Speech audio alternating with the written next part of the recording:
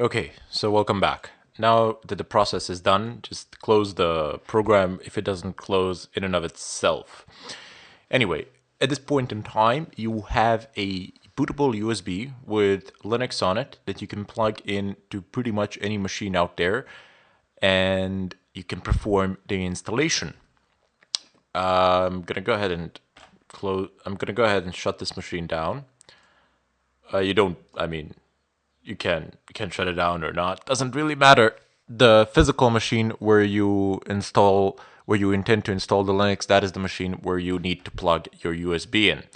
Now, take that machine that you reserved to install Linux on, plug the USB in, and you will be booting it and setting the boot order and installing Linux on it. I'm gonna do it on a virtual machine here, as my main machine is already Fedora. So, upon the boot of the machine, upon the boot of any machine, you will be prompted with a either to select the boot order or to enter BIOS. Now, on every machine, it is different. On this machine, there's nothing installed, and I'm guessing that the machine that you selected for has nothing installed on it either.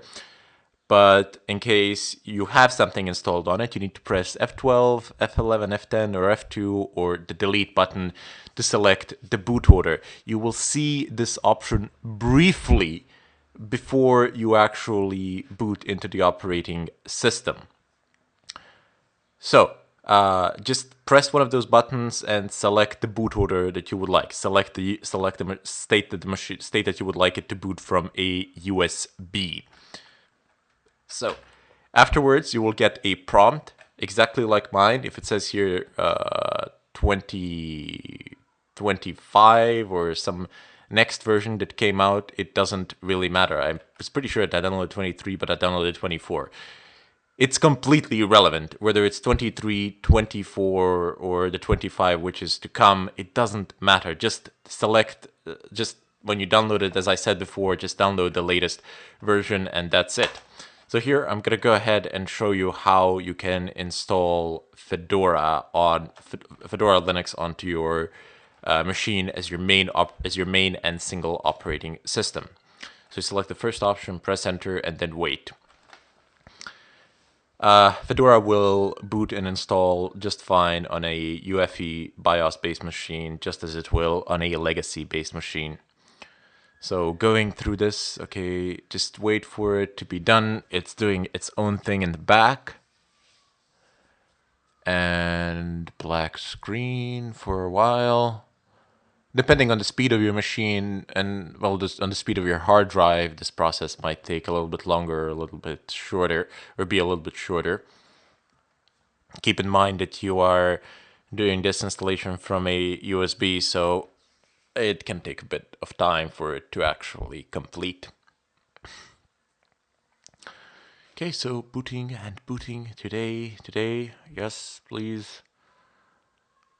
Thank you.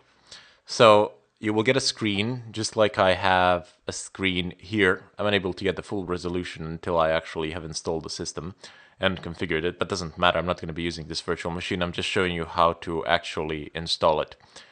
You will get a icon here. It says install to hard drive, and just double click on it and wait. Okay, maybe. Yep, there we go. So it just takes a while for it to install. You can select your language preferences here. I'm going to go ahead and state English, United Kingdom. Select whatever you want. It doesn't matter. Whatever suits you.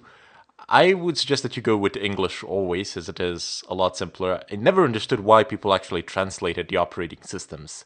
When I go onto an operating system, which is a friend asked me to help him out or something like that, and his OS is actually on my native language, I get lost completely. Not sure why. Anyway, I'm gonna go ahead and click on continue. So these are just some personal preferences here. And then you can configure the keyboard here additionally if you want, but I don't think that you need to since you selected the language. It's gonna default to that keyboard. You can select a time zone. Well, basically just click on it and, I don't know, click anywhere on the globe, and that's going to be fine. It really does. I mean, that's up to you, depending on where you are in the world. I've just set some time zone. It doesn't really matter. Network, you will need to be connected to the internet. So it needs to say either wired or wireless, and it needs to say connected. So if you're on a wireless network, just go ahead and click on it and you're gonna get a prompt or something like that. If you don't, plug a cable into the machine and it's going to connect. Now it says here system. Well, maybe you don't necessarily need to be connected. I mean, if you don't have internet connection at the time of the installation, it should be fine. You can always perform certain updates later on. It says here installation destination, automatic partitioning selected. Okay, so sorry. You just click on it and open it up. You will get a series of disks here that you have available. I have this one available, and when I click on it, there's this sign here, and you select it, and you can I mean, there's no reason why you cannot just click on automatically configure partitioning and encrypt data. But if you have already an operating system installed here, you can just click on encrypt data if you want to encrypt it. I usually do, but if you lose your encryption passphrase or if you forget it, you will never again be able to recover that data. Just forget about it. So you can either opt to encrypt it or not to encrypt it. I would personally advise you not to encrypt it for these learning stages, as there is no need while you're learning to have all your drives fully encrypted. So you are just making it possible for you to mess things up. Later on, you can always reinstall the system or re-encrypt the drives while the system is actually installed if you want. But as I said, there's no need for it to do now at this point in time. Now you can also select this. I will configure partitioning, and then select I would like to, well, just select I will configure partitioning, because I'm guessing your partitions won't exactly be free. So just select I will configure partitioning and then click on done. And it will throw you here.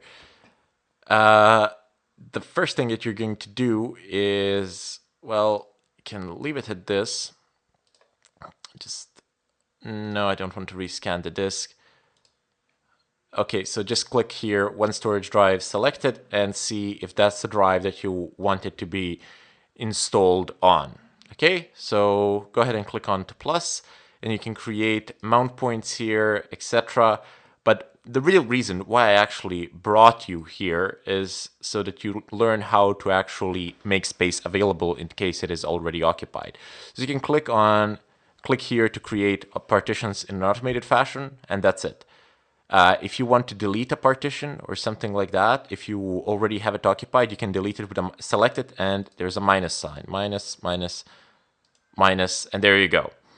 You delete all of them, and then you click here to create them automatically. Keep in mind that all data that is already contained on them will be lost, and you can see it already has boot FE there configured. So all of these things are created here for you. You don't need to do anything special, especially not for the learning process.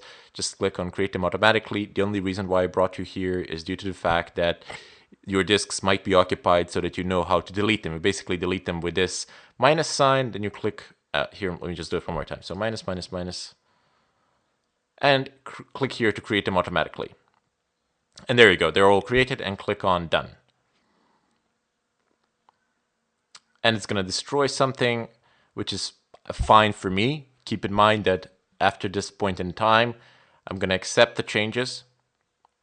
And when I click on begin installation, these changes will become permanent, and your whatever information is contained in the installation disks will be gone without a good chance of a recovery. So let's go ahead and create our user.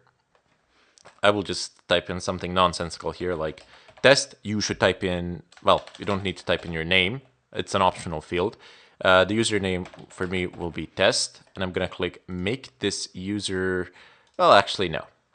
And I'm going to go ahead and create test down below and test down below.